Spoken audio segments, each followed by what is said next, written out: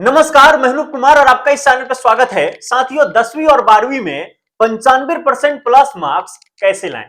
देखिए, जब मैं 10वीं का एग्जाम दिया था 2015 में, तो उस समय अलग पैटर्न था, लेकिन आज 2025 चल रहा है।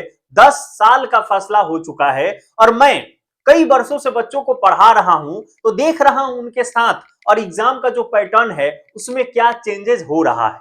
तो अच्छा मार्क्स 95% प्लस मार्क्स कैसे लाया जा सकता है, तो उसको कुछ बिंदुओं के साथ समझते हैं। 95% प्लस स्कोर कैसे ला सकते हैं? तो अब देखिए,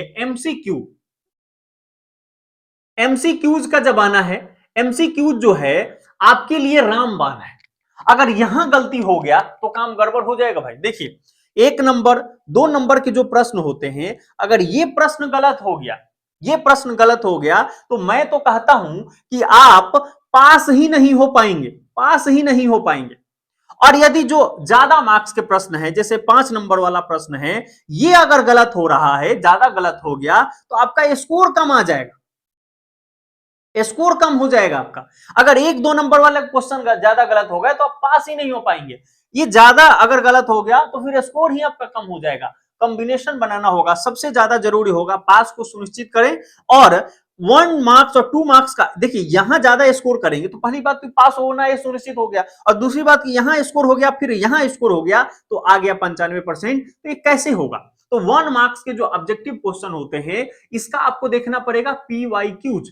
आप पिछले साल के प्रश्न देखिए और उसको आपको याद करना होगा। अगर आपके पास समय है, आप कर सकते हैं, तो आजकल चैट जीपीटी जैसा सिस्टम आ गया है। प्रश्न को चैट जीपीटी में फोटो खींच के डालिए, उसको बोलिए एक्सप्लेन, वो एक्सप्लेन करेगा उससे रिलेटेड और बातें। आप उसका नोट्स बना लीजिए और याद करने के बारे में सोचिए। तो एमसीक्यू और इसका पीवाईक्यू आपको ये देखना ही होगा, हर हाल में देखना होगा, और ज्यादा से ज्यादा आप उसको माइंड में रखने का प्रयास कीजिए। और ऐसा रटने नहीं लगिए, समझ लीजिए और समझने के बाद 1 2 बार उसको जब स्लिप करेंगे, रिवाइज करेंगे, तो वो चीजें आ जाएगा। याद रखिएगा, रिवीजन में ही डिवीजन छुपा हुआ है। आप जितना ही रिवीजन करेंगे उतना ही बढ़िया मार्क्स आएगा, उतना ही बेहतर डिवीजन आएगा। तो हमारा मुद्दा है 95% मार्क्स कैसे लाएं। तो सबसे इंपॉर्टेंट निकल के आया कि एमसीक्यू देखना है, उसका पीवाईक्यू देखना है, और 1 मार्क्स 2 मार्क्स वाले क्वेश्चन है उसको मिस नहीं करना है। देखिए, होता क्या है, जब 1 मार्क्स 2 मार्क्स वाले क्वेश्चन जब आ जाते हैं तो आपको पता है, नहीं तो नहीं पता है, उसमें आप इधर उधर बात नहीं कर सकते। लेकिन 5 नंबर वाला क्वेश्चन है, उसमें ऐसा क्वेश्चन होता है कि आप लगभग बात जानते हैं, घुमा फिरा के लिखा जा सकता है, फिर 2 4 नंबर उसमें आ ही जाएगा। लेकिन 1 नंबर 2 नंबर ऑब्जेक्टिव क्वेश्चन में आप क्या कर सकते हैं? वो तो आ रहा है तो ठीक है, नहीं तो गया, गई भैंसी पानी में, भैंस क्या है ना।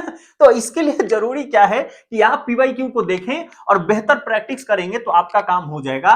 PYQ it's very very important, और इसके लिए भी इंपॉर्टेंट है, पर सबसे ज्यादा इंपॉर्टेंट 1 मार्क्स और 2 मार्क्स के लिए है। तो आप पीवाईक्यू को पूरा कर लीजिए। उसके बाद हम बात करते हैं आपका होल सिलेबस की। होल सिलेबस पर आपको ध्यान रखना पड़ेगा। जितने सिलेबस हैं, किसी एक कंपोनेंट को आप छोड़ देंगे फिर गड़बड़ हो जाएगा। सारे सब्जेक्ट जो आपके ऑल सब्जेक्ट है, जो आपके ऑल सब्जेक्ट है, ऑल सब्जेक्ट और उसके पूरा सिलेबस, होल सिलेबस को आपको कवर करना होगा।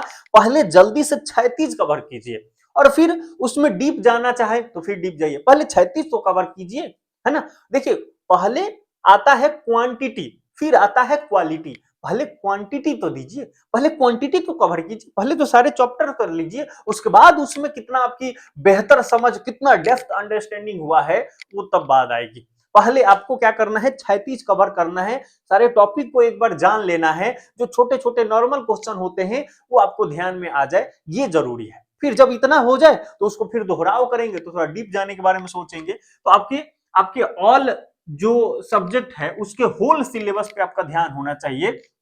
और मैं कहूंगा कि 1 घंटा, 1 घंटा या 2 घंटा आप क्या करिए, आप 1 या 2 घंटा आप क्या करिए, सोचिए कि हमको याद करना है। याद करना, देखिए, याद करने का मतलब यहां मैं लिख दिया हूं, पर आप रटने से मत लगाइए, रटना नहीं चाहिए। देखिए, कहने का मतलब कि समझ लिए, समझने के बाद उसको बार बार रिवाइज करना है। तो जैसे हम सुबह में उठे या जब भी आप सही समझे, तो याद करने के बारे में बैठना है और उसको बस पढ़ना, मतलब नया कुछ नहीं करना है, सिलेबस कुछ नया नहीं पढ़ना है। जो हम पढ़े हैं पहले से, जो नोट्स बनाए हैं उसको 2 3 बार पढ़ेंगे, रिवाइज करने कहें, उसको याद करना कहें, है ना, उसका दोहराना कहें, आप जो कहना है कह लीजिए, इसका टाइम फिक्स कीजिए। और मैं तो ये कहता हूं कि एक पेपर को पढ़िए और दूसरा सदा पेपर रखिए और उसके बाद उसको लिखिए, लिख लिख के याद कीजिए, नहीं तो नींद आ जाएगा। 45 मिनट, आधा घंटा, 1 घंटा में लोग सोने लगते हैं बच्चे।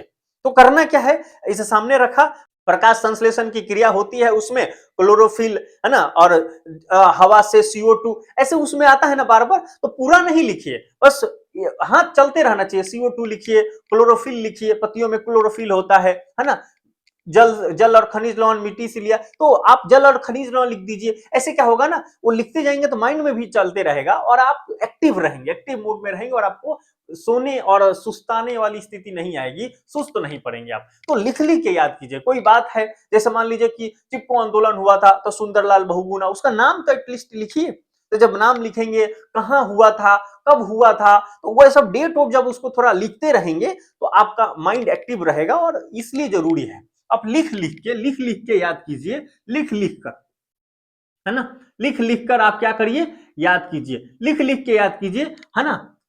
एमसीक्यू को दोहराइए, होल सिलेबस और ऑल सब्जेक्ट के होल सिलेबस पे ध्यान रखिए और 1-2 घंटा आप लिख के याद करने के बारे में सोचना शुरू कीजिए, रिवाइज करना शुरू कीजिए, लिख लिख के रिवाइज कीजिए, लिख लिख के दोहराना शुरू कीजिए।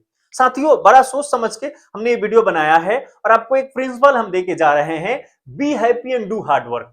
Be happy and do hard work, बड़ा खुश रहिए और कठिन परिश्रम के बारे में सोचिए। इसके तोड़ दुनिया में कुछ नहीं होता।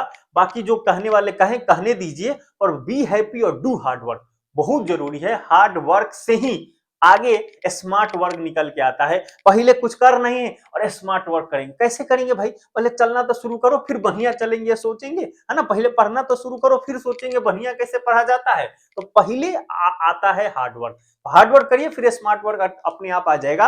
अब खुद ही आपको लगेगा कि ये करने से बेहतर होगा, उसमें बहुत ज्यादा परिष्कृत करने की जरूरत नहीं है। सिटिंग करना शुरू कीजिए और ये सारा सिस्टम करना शुरू कीजिए। आप बताइए कि आप किस टॉपिक पर वीडियो चाहते हैं। मैं बहुत दिनों से इस चैनल पर वीडियो नहीं बनाया हूं, शुरुआत हमने इसी चैनल से किया है, पर उसके बाद ये चैनल शुरू में इनिशियली हमें पता नहीं चला, बहुत सारी गलतियां हो गई। यूट्यूब का टर्म कंडीशन क्या क्या होता है, पॉलिसीज हमें समझ नहीं आया, तो हमने दूसरे चैनल पे भी काम करने लगा, तो वहां बहुत कुछ अच्छा हो गया है और यहाँ बहुत अच्छा नहीं हो पाया है। तो सब्सक्राइब कर लीजिए और आप बताइए कि आप हमसे कौन सा टॉपिक पर वीडियो चाहते हैं, मैं आपके लिए जरूर लेके आऊंगा। इजाजत दीजिए।